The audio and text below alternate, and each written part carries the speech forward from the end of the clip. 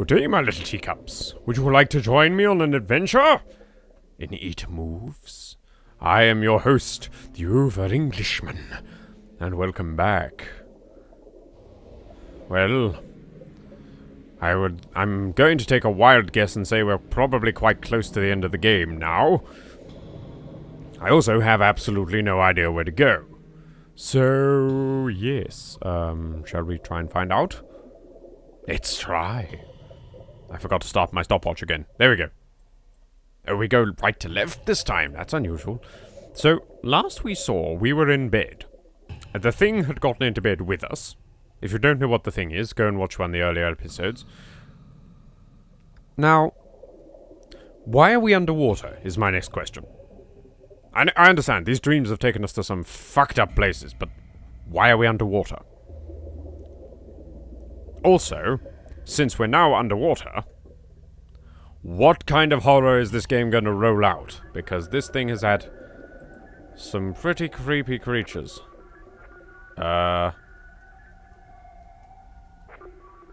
Whoops. No, don't quit. No.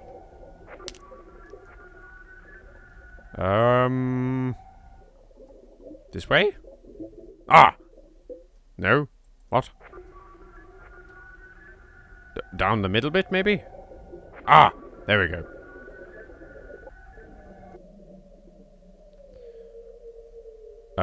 Dad? What the hell's my dad doing floating around in here? Can I get through this? Drain water and remove diving gear?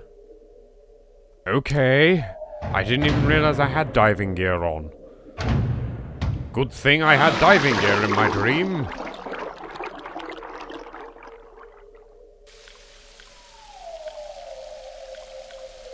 Alright then. This game is weird. Dad? Dad? I need to find him. I need to find him. Read logbook. Yes. Holy hell, that's a lot. I'm going to leave this on screen for you to choose to read it if you want, audience.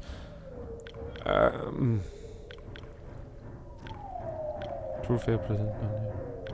I won't be reading it out loud, though.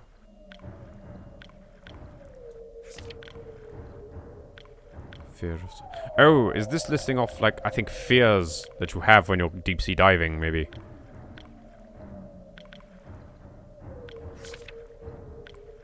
Fear of flying insects. Huh? Fear in the cracks. Fear of being caught. I don't even know. What the hell?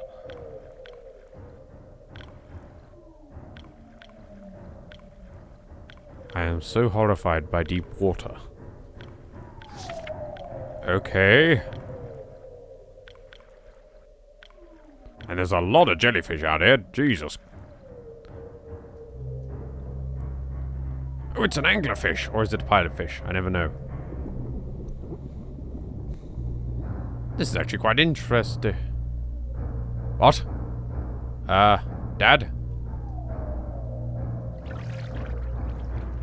Yeah, I thought so. There's just suddenly water. No, there's a hole. There's a hole. I'm hammering all the buttons. I'm gonna go down the hole, aren't I? Shit, no. Why is my dad waving?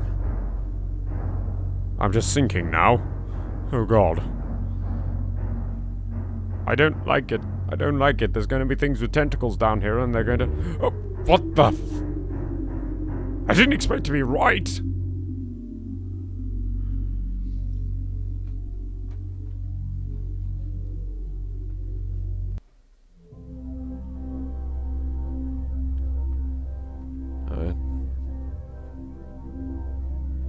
And here we are, back where we were last episode, with the thing in the bed. What if it was asleep? It hadn't so much as breathed since I had woken up.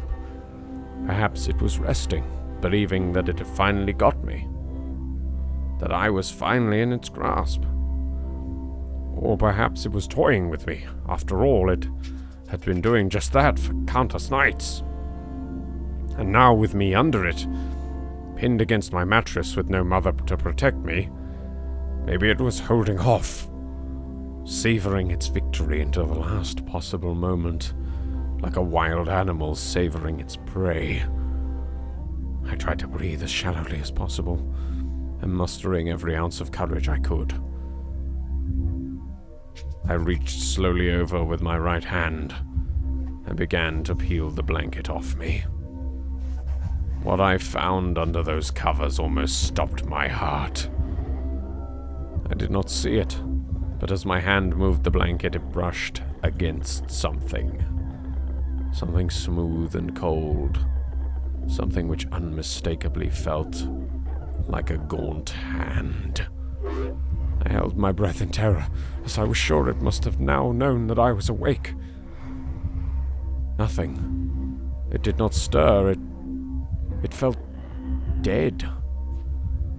After a few moments, I placed my hand carefully further down the blanket and felt a thin, poorly formed forearm. My confidence and almost twisted sense of curiosity grew as I moved down further to a disproportionately larger bicep muscle. The arm was outstretched, lying across my chest, with the hand resting on my left shoulder as if it had grabbed me in my sleep. I realized that I would have to move this cadaverous appendage if I even so much as hoped to escape its grasp. For some reason, the feeling of torn, ragged clothing on the shoulder of this nighttime invader stopped me in my tracks. Fear once again swelled in my stomach and in my chest as I recoiled my hand in disgust at the touch of straggled, oily hair. I could not bring myself to touch its face, although I wonder to this very day what it would have felt like. Dear God, it moved.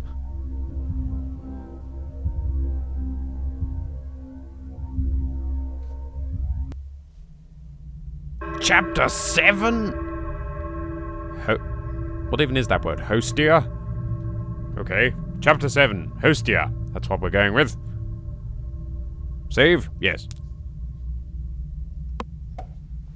I am a little bit of a spastic saver. Just take a step. Save. Save. This is fucking huge. Hello? Hello? What the... do you have anything to say about this kid? No? Okay, you'll just want to keep going? Fine. Whatever you say, dude. This kid knows more than I do. What? Let's analyze what we're looking at here for a moment, because I have no bloody clue. So we've got a pile of flesh with some tentacles coming out of it. There we got what seems to be some sort of flesh stalagmites/stalactites, and then there's metal ring pulls stuck into the mound of flesh under a ceiling of lamp bulbs with cages on the walls. Who designed this? It's beautifully macabre. Oh, we can climb up this thing, can we? Lovely. I'm so glad we can climb into the pool of flesh, and there's eyes floating around and what seems to be a brain jellyfish. Fuck that door, I'm going this way. At this point, I'm not even necessarily scared anymore. I just want to see what crazy hell is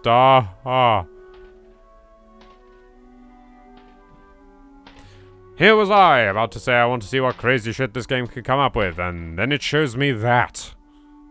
What's in here? It's like everything's combined into one. Machinery, sea creatures, flesh. It's all gotten mishmashed together. What the hell is this thing? What am I standing in? Is it like my own brain? What the... what? Okay, Bathing Beauties, 2015. Oh, extra pathways. Oh, it's you! Hello! You're from that first puzzle. And another one. Does that mean the first one's... Nope, the first one's still there. Okay, well, moving on. Okay, there's that one's blocking me off that way. Apparently I'm not allowed to go this way. Kid, anything to say about this? Nope. Okay, let's move on. This was not where I came from.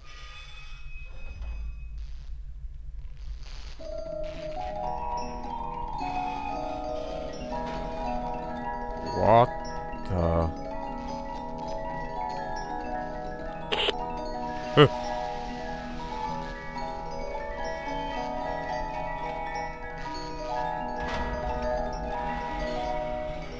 I don't even... It's got teeth. Whatever's flashing in there, it's got teeth and it's worrying me.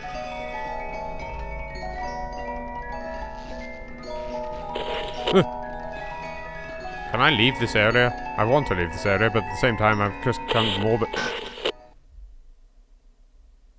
It got me. Whatever it was, it got me. It moved. It was subtle, but its grip on my shoulder and across my body strengthened. No tears came, but God, how I wanted to cry. As its hand and arm slowly coiled around me, my left leg brushed along the cool wall which my bed lay against. Of all that had happened to me in that room, that was the strangest. Oh God, what? I realized that this clutching, rancid thing which drew great delight from violating a young boy's bed was not entirely on top of me. It was sticking out from the wall like a spider striking from its lair. Suddenly its grip moved from a slow tightening to a sudden squeeze. It pulled and clawed at my clothes as if frightened that the opportunity would soon pass. I fought against it, but its emaciated arm was too strong for me. Its head rose up writhing and contorting under the blanket. Now I realized where it was taking me. Into the wall. I fought for my dear life. I cried and suddenly my voice returned to me, yelling, screaming, but no one came. And then I realized why it was so eager to suddenly strike, why this thing had to have me now. Through my window, that window which seemed to represent so much malice from outside, streaked hope, the first rays of sunshine. I struggled further, knowing that if I could just hold on, it would soon be gone. As I fought for my life, the unearthly parasite shifted, slowly pulling itself up on my chest.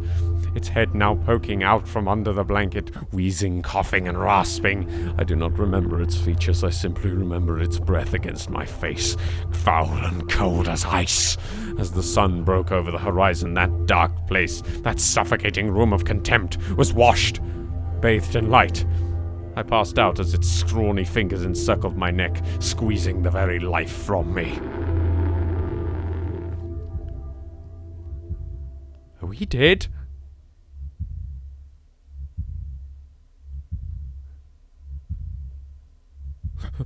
I awoke to my father offering to make me some breakfast. A wonderful sight indeed. I had survived the most horrible experience of my life until then, and now. I moved the bed away from the wall, leaving behind the furniture I had believed would stop that thing from taking a bed. Little did I think that it would try and take mine. And me! Weeks passed without incident. Yet on one cold, frost-bitten night I awoke to the sound of furniture, where the bunk used to be, vibrating violently. I lay there, sure as I could hear, as a distant wheezing came from deep within the wall, finally fading into the distance. The following year, I was given a larger room on the other side of the house, and my parents took that room as their bedroom. They said they didn't need a large room, just one big enough for a bed and a few things. They lasted 10 days. We moved on the 11th.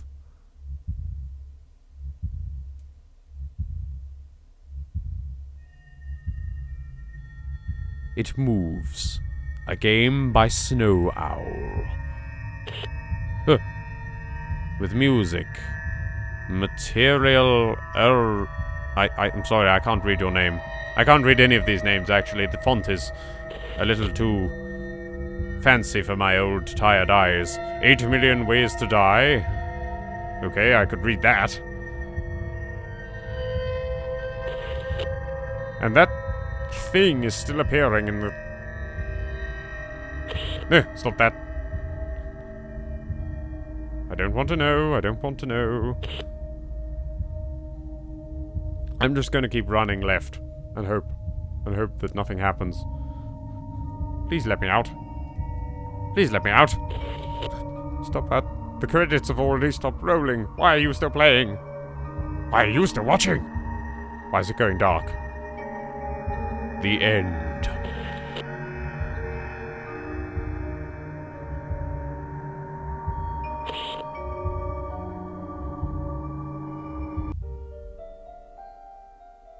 And ladies and gentlemen of my audience. Old? Excuse me? Ladies and gentlemen of my audience, that was It Moves. Thank you very much for watching. This has been a fantastic game.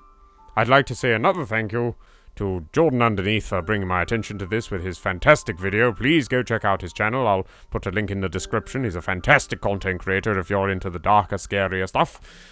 And frankly, this game is beautiful. I'd recommend you play it yourself, even if you've just watched me play it. Download it, play it yourself, because it's an experience as much as a game. I know, that sounds horribly artsy-fartsy, but just the set design, the music, everything comes together in a perfect mishmash to create this game, and it's just fantastic. Snow Owl, well done. Jesus Christ, well done. I didn't even die once, if you think about that, in this game. It gave me tons of opportunities to save, and I didn't die once, because I don't actually genuinely believe there was anything there to kill me in the first place. But the game continuously made me feel like I was always on the point of dying. Like somehow my action was just holding me that tiny last breath of life. And that's the essence of a truly beautiful game. Thank you. Thank you for watching. I have been the Over-Englishman. For the last time in this series, cue the end card. Go! Thank you for watching, my dear little teacups. This has been It Moves, and I have been the Over-Englishman. Please never forget to leave a like, to comment, to subscribe, to share the video with your friends. Check out some of these beautiful people listed here, and have a cup of tea on me. Thank you, love you all, and farewell.